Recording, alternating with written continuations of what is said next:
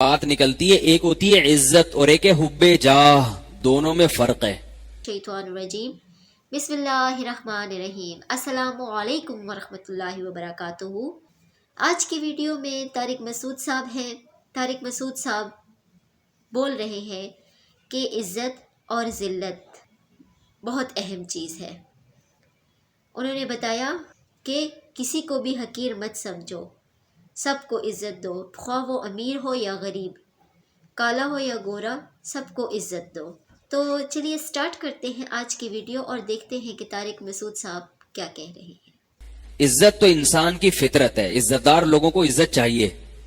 حب جاہ کا مطلب تکبر، یہ الگ چیز ہے، ان دونوں میں فرق ہے۔ تکبر کا مطلب یہ ہوتا ہے بعض لوگ ہر چیز میں اپنی ٹانگ اونچی رکھنے کی کوشش کرتے ہیں، دوسرے کو نیچا کرتے ہیں، یہ تکبر ہے، یہ چیز اللہ کو پسند نہیں ہے۔ اسی طرح اپنے بڑے کے سامنے بڑا بننے کی کوشش کرنا، یہ بھی تکبر ہے۔ جیسے شیطان کو اللہ نے حکم دیا، یا موضوع نہ چینج ہو جائے، ذرا سنبھال کے رکھے، کیا بات چل رہی تھی۔ شیطان کو اللہ نے حکم دیا کہ آدم کو سجدہ کرو، شیطان نے کیا کہا کہ آدم چھوٹا میں بڑا، ٹھیک ہے نا۔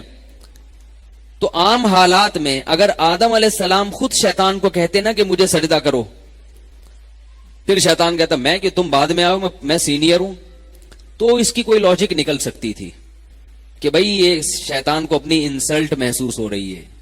جیسے کوئی سینئر ہو، جونیئر آ کے ایک دم سینئر بن جائے تو پہلے سے جو سینئر ہوتا ہے اس کو ایک قسم کی بے عزتی محسوس ہوتی ہے، یہ نیچر ہے، یہ غلط نہیں ہے۔ لیکن شیطان کا عمل یہ عزت کا حصول نہیں تھا، بلکہ یہ تکبر تھا، اس لیے کہ آرڈر دینے والا کون ہے؟ اللہ ہے۔ تو بھئی تو جب اللہ کے حکم کا انکار کر رہا ہے تو یہ اللہ سے بڑے بننے کی کوشش کر رہے ہو آپ، اللہ سے آپ چھوٹے ہی رہو گے چاہے کتنے بڑے بن جاؤ۔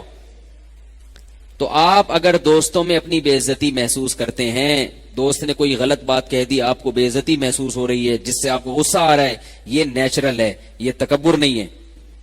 باپ نے کوئی ایسی بات کہہ دی، اب آپ باپ کے سامنے سینہ چوڑا کر رہے ہو، یہ عزت نہیں ہے، یہ کیا ہے؟ کبر ہے، تکبر ہے۔ بھائی تم اپنے باپ سے، یعنی وہ تو تمہارا باپ ہے۔ لوگ کہتے ہیں نا جب کسی کو تانا دینا ہوتا ہے کہ وہ اس کو آنے دو، یہاں ہم اس کا بھی باپ ہے، کہتے ہیں نا لوگ، یعنی اس چیز میں ہم اس کا بھی باپ ہے، ہم اس سے دو ہاتھ آگے ہیں۔ تو والدین کے سامنے اکڑنا، اپنے بڑوں کے سامنے اکڑنا، علماء کے سامنے اکڑنا، بزرگوں کے سامنے اکڑنا، یہ اکڑ، یہ اس کو یہ نہیں کہیں گے عزت کا حصول، بلکہ اس اکڑ کو کیا کہا جاتا ہے؟ تکبر۔ بڑوں کے سامنے چھوٹا بن کے رہو، اپنے جیسوں کے سامنے یا اپنے ماتحتوں کے سامنے جو ہے نا، وہ انسان کو یہ احساس ہوتا ہے اور ہونا بھی چاہیے۔ ہاں کوئی بڑا زیادہ بے عزتی کر دے اور آپ کی حیثیت کو بہت زیادہ گھٹا دے، اس پہ بھی انسان کو افسوس ہوتا ہے۔ اور نبی صلی اللہ علیہ وسلم ان تمام چیزوں کی رعایت کیا کرتے تھے، تبھی تو نبی جیسے اخلاق کسی کے نہیں ہیں۔ آپ صلی اللہ علیہ وسلم عزتدار لوگوں کو بہت عزت دیتے تھے، چاہے وہ کافر ہی کیوں نہ ہو، چاہے وہ کافر کیوں نہ ہو، کیونکہ جب ایک دفعہ کسی کو معاشرے میں عزت ملتی ہے تو وہ کافر بھی اگر ہوگا نا تو وہ اپنی بے عزتی نہیں چاہے گا، کبھی نہیں چاہے گا۔ ابو سفیان سردار تھے، ساری زندگی سرداری میں گزاری، اسلام دشمنی میں گزاری، لیکن جب مکہ فتح ہوا، ابو سفیان مسلمان ہوئے، تو آپ صلی اللہ علیہ وسلم نے ایسا نہیں کیا کہ ان کو پیشانی کے بال سے پکڑ کے گھسیٹا ہو، گھوڑے کے پیچھے باندھ دیا ہو کہ ان کو مدینہ کی گلیوں میں گھسیٹا جائے۔ انہوں نے ساری زندگی اسلام دشمنی میں گزاری، ساری زندگی یہ کیا، ساری زندگی یہ کیا، نہ بھائی سردار آدمی ہے تو اب اسلام قبول کیا ہے تو ان کو ایسا پروٹوکول دیا جو دوسروں کو نہیں دیا۔ کیا فرمایا؟ جو ابو سفیان کے گھر میں داخل ہو گیا اس کا خون ہم پر حرام ہے، بس جنگ ہے نا، جو بھی دشمن آئے گا گردن اڑے گی اس کی، لیکن جو ابو سفیان کے گھر میں چلا گیا اس کا خون، اس کی گردن نہیں اڑے گی، اس کو امن مل گیا۔ کتنی عزت دی، کتنی عزت دی ابو سفیان کو، کیونکہ سردار تھے۔ حضرت خالد ابن ولید رضی اللہ تعالی عنہ، انہوں نے غزوہ احد میں مسلمانوں کا بہت زیادہ نقصان کیا تھا۔ 70 آدمی جو شہید ہوئے ہیں صحابہ میں، 70 بڑے بڑے صحابہ، اس میں سب سے بڑا کردار کس کا تھا؟ خالد ابن ولید رضی اللہ تعالیٰ. انہوں نے پلٹ کے حملہ کیا تھا نا غزوہ احد میں, کتنا نقصان پہنچایا. پھر صلح حدیبیہ میں جو لڑنے کے لیے آئے وہ خالد ابن ولید آئے, لیکن جب صلح ہو گئی تو خالد ابن ولید تلوار کی نوک سے اسلام نہیں قبول کر رہے تھے. عزت دار آدمی تھے نا, اس میں ذلت محسوس کرتے تھے, بھائی میں شکست کھا کے اسلام قبول کروں, یہ کیسے ہو سکتا ہے.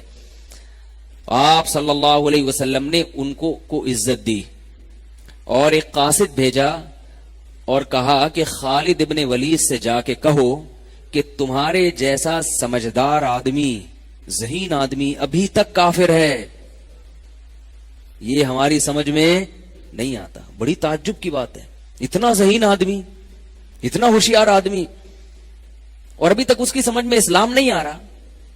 اور پھر یہ بھی فرمایا کہ تم اگر اسلام قبول کرو گے تمہیں یہاں عزت ملے گی. اب ہم جیسے سطحی ذہن کے لوگ ہوتے اس وقت, ہم کہتے ہیں ہاں یہ تو اسلام قبول کیا جا رہا ہے عزت کے لیے, لالچ دے دے کے لوگوں کو مسلمان بنایا جا رہا ہے. آج کوئی مولوی اگر ایسا کر دے کہ بھائی فلاں قادیانی کے پاس تحفے بھیج دے, کسی سردار کے پاس یا کسی اور کافر کے پاس, ایک تو وہ قادیانی ہے جس میں لچک ہی نہیں ہے, ایک وہ ہے جو حق کی تلاش میں ہے, تو ایسے آدمی کو ہدیہ دینا, اس کی دعوت کرنا, اس کو عزت دینا تاکہ وہ اسلام کے قریب آ جائے.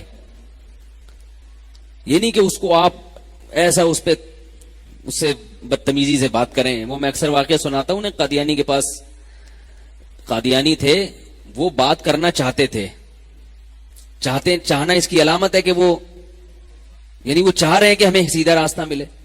تو ایک گاؤں سے کوئی مناظر چلے گئے, ہمارے استاذ نے واقعہ سنایا.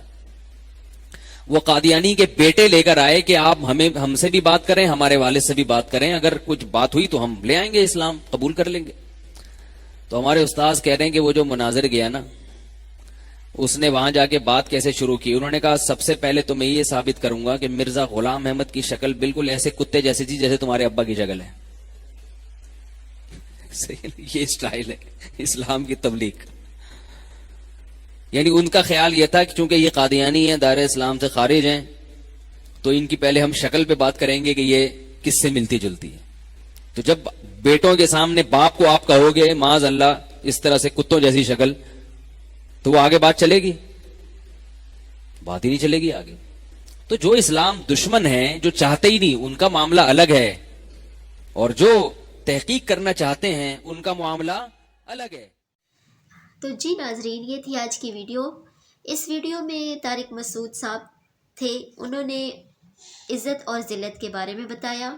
انہوں نے کہا کہ کسی کو بھی ذلت کی نگاہ سے نہیں دیکھنا چاہیے, اور اس کی ذلت نہیں کرنی چاہیے, اس کو حقیر نہیں سمجھنا چاہیے, خواہ وہ امیر ہو یا غریب ہو, سب کو عزت کی نگاہ سے دیکھیں.